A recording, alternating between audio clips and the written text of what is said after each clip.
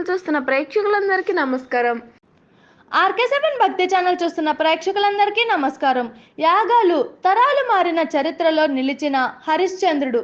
చంద్రమతి ప్రేమ గొప్పతనం ఇదే. సత్య హరిశ్చంద్రుడు అయోధ్యను రాజధానిగా చేసుకుని పరిపాలిస్తుండేవాడు. ఆయన భార్య పేరు చంద్రమతి, కుమారుడు లోహితాస్యుడు. ఏకపత్ని వ్రతుడుగా సత్యసంధుడుగా హరిశ్చంద్రుడికి తిరుగులేని పేరుంది. ఒకనాడు దేవేంద్రుడి సభలో జరిగిన ఒక సన్నివేశం హరిశ్చంద్రుడి జీవితాన్ని ఎన్నో పరీక్షలను పెట్టి ఎన్నెన్నో మలుపులను తిప్పింది. ఇంద్ర సభలో సత్యం తప్పక పలికేవారు ఎవరున్నారు అనే ప్రశ్న ప్రస్తావనకు వచ్చింది.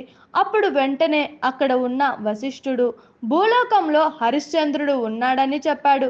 కానీ అక్కడ ఉన్న వశిష్ఠుడి బద్ధశత్రువు విశ్వామిత్రుడు లేచి హరిశ్చంద్రుడు సత్యవాక్య పరిపాలకుడు కాడు అని, ఆ విషయాన్ని తాను నిరూపిస్తానని, హరిశ్చంద్రుడితో ఎలాగైనా అబద్ధం ఆడిస్తానని అన్నాడు.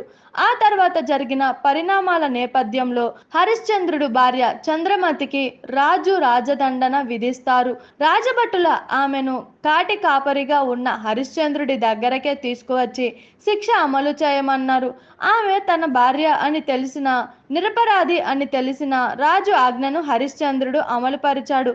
అప్పుడు హరిశ్చంద్రుడు ఖడ్గం ఎత్తి చంద్రమతి శిరస్సును తెగేయాలని చూడగా ఆ ఖడ్గం ఒక పూల దండలాగా మారి చంద్రమతి మెడలో పడుతుంది.